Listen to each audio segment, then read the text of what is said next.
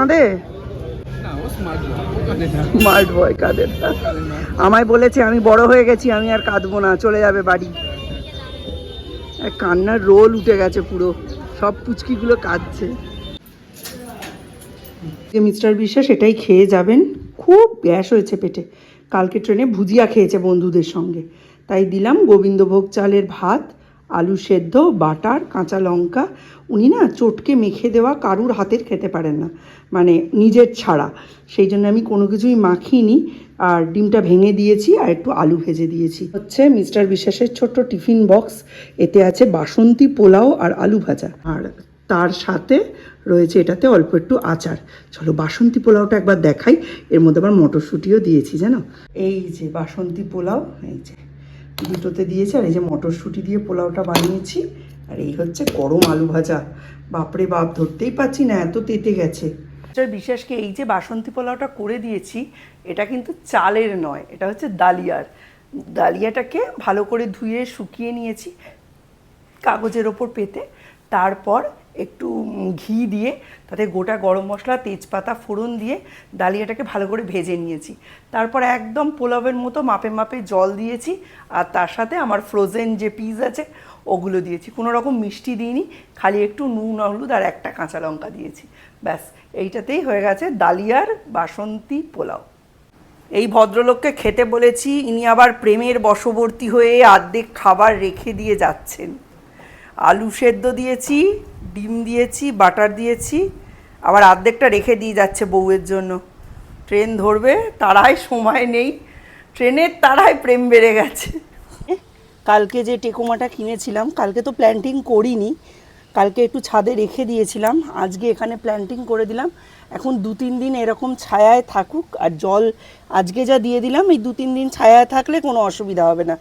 তারপর এটাকে ফুল মানে রোদে দেবো। এটা না ময়েশ্চার লাভিং একটু গাছ, মানে এটা এই কড়া গ্রীষ্মের ধূপটাও নিতে পারবে না।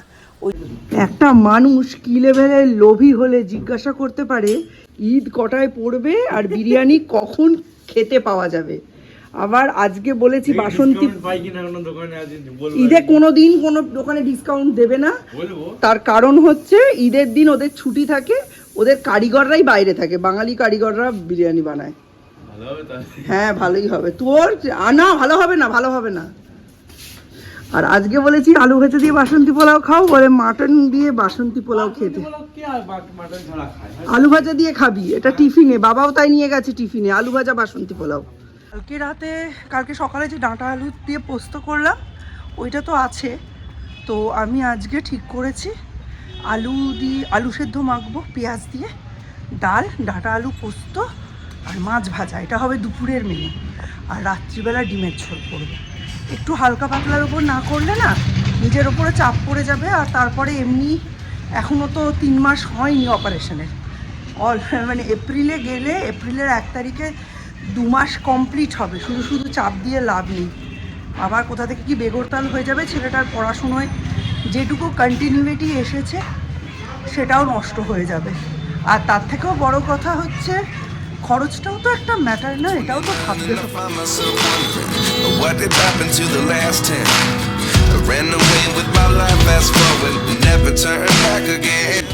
কিচ্ছু পড়াইনি, আর টিফিন খেয়েছো তো, শেয়ার করে খেয়েছো, হ্যাঁ একলা একলা। একটা মায়ের ছেলে পুরো ক্লাসে জল ফেলে দিয়েছে, একটা মায়ের ছেলে পুরো ক্লাসে জল ফেলে দিল, এ বাবা। মায়ের ছেলে, সবাই মায়ের ছেলে, মায়ের ছেলে মায়ের মেয়ে। বাবা কি লম্বা জ্যাম, দেখ। পরীক্ষার সময় কেউ কাউকে হেল্প করে না, নিজে লিখে নিজে চেক করে, হ্যাঁ মাথার কাজ দেখাতে হয়।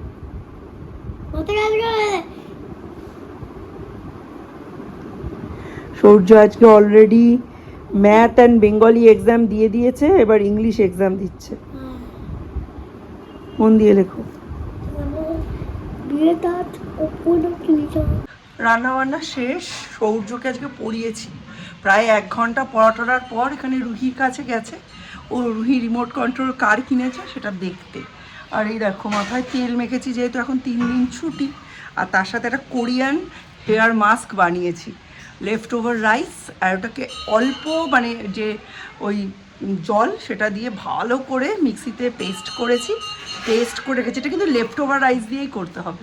এবার এটা অ্যাজ হেয়ার প্যাক লাগাবো। এর মধ্যে অল্প একটু ভিটামিন ই ক্যাপসুল দিয়েছি আর কোকোনাট অয়েল মিশিয়ে এবার লাগাচ্ছি।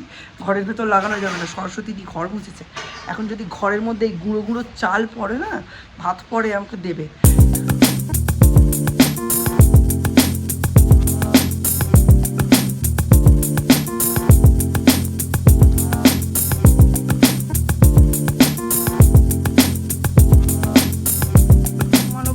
রাস্তা, আর আমি এখন হেয়ার প্যাক শুকোচ্ছি। একটু পরে সৌর্যকে খেতে দেবো, সৌম্যকে খেতে দেবো। সৌম্যকে বললাম স্নান করে নিতে, করলো না, বললে একটু পরে করছি। এই সেই খাবারটাকে ঠেলে ঠেলে ঠেলে ঠেলে এই যে এসছে, ঠেলে ঠেলে ঠেলে ঠেলে 2টো 2:30-এর দিকে আনবে। বল দেখি মাথায় কি লাগিয়েছি? তোর বলতে পারার কথা, তোরই বলতে পারার কথা। এটা মাথায় কি লাগিয়েছি? হাতে কি লাগিয়েছি? হাতের প্রশ্ন নেই, মাথায় কি লাগিয়েছি? চুলে সাদা। হ্যাঁ। মিল্ক রিলেটেড কিছু না, শুকে বল। বন্ধও পাচ্ছি না। কি? Korean hair mask. বাবা, কোরিয়ানরা যেটা লাগায় এখানে এখানে এই বাড়ি, এই বাড়ি। আমি 4 অবধি লিখছিলাম। দিদির সঙ্গে বসে লিখছিলে? 4 অবধি। 40 অবধি? দিদি তোমায় পড়াশুনো করার জন্য ডেকেছিল? দাদা 4 অবধি লেখা হয়ে গেল, বাড়ি চলে যাবো। গুড, খেতে বসে যাও। কোথায় কোথায় হ্যাভ ইউর লাঞ্চ। বাজে জিনিস। গুড ইভিনিং সকলকে। তবে এখন আর ইভিনিং নেই, এখন টোটালি রাত হয়ে গেছে, মানে নাইট হয়ে গেছে। আর মিস্টার বিশেষও বাড়িতে চলে এসেছেন। হেয়ার প্যাকটা এত কার্যকরী হয়েছে, চুলটা পুরো তুলোর বলের মতো নরম হয়ে গেছে। নিজেই বারবার হাত দিচ্ছি, এত সফট। তোমরাও ট্রাই করো, ভালো লাগবে। এখন হেয়ার টেয়ার টাই করে আমি চলে এসেছি বানাতে মশলা পুরি। এই মশলা পুরির রেসিপিটা আজকে পুরোটাই তোমাদের সঙ্গে শেয়ার করব। খুব ইজি প্রসেসে দেখাবো, চটজলদি। নিয়ে নিয়েছি পরিমাণ মতো ময়দা। ময়দার জায়গায় তোমরা আটাও ইউজ করতে পারো, তবে ময়দাতে গেট আপটা সুন্দর হয়, তো সেই জন্য আমি ময়দা নিয়ে নিয়েছি। আমার বাড়িতে ছিল ধোঁকার একটা প্যাকেট, এটা অনেক দিন পড়েছিল, তো ভাবলাম এটাকে আমি একটা ইউনিক ওয়েতে ইউজ করি। এই ধোঁকার প্যাকেটের যে মিক্সটা রয়েছে, এটা তো ড্রাই মিক্স, এটা আমি এই ময়দার সঙ্গে মিশিয়ে নেব। এই যে দেখো, এরকম একটা ড্রাই মিক্স দেওয়া হয়, এটাকে আমি এই ময়দাটার সাথে মেশাবো। মিশিয়ে নিই। এই ধোঁকার প্যাকেটের জায়গায় তোমাদের কাছে যদি কচুরির মিক্স থাকে তাহলে সেটাও দিতে পারো। এরপরে এতে দেব নুন, পরিমাণ মতো নুন দিলাম।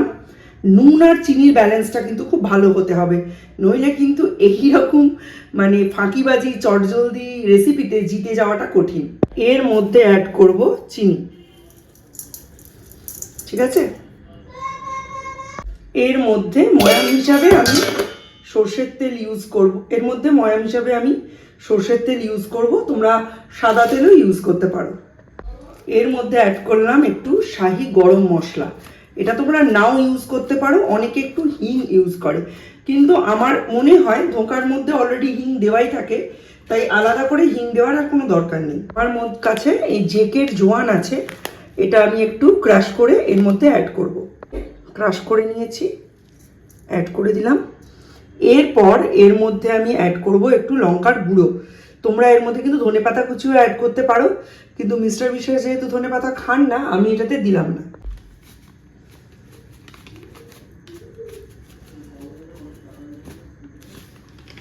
এরপর উষ্ণ গরম জল দিয়ে এটা মেখে নেব। আরেকবার কেটে দিয়ে স্লোমোতে।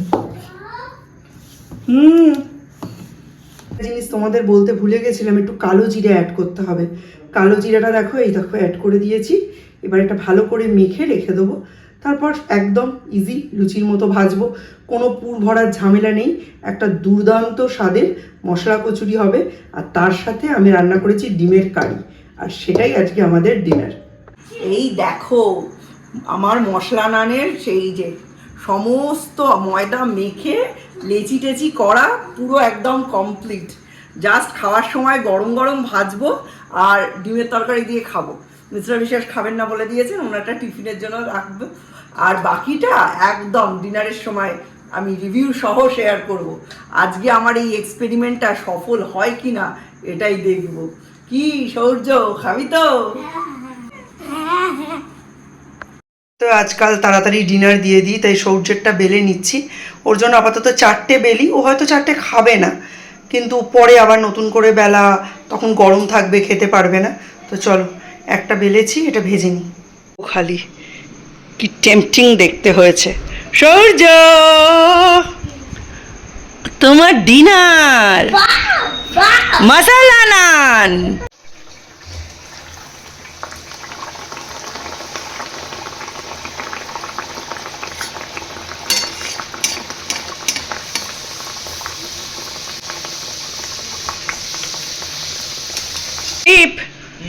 এই যে মশলা নান, মশলা নান আর ডিম কারি।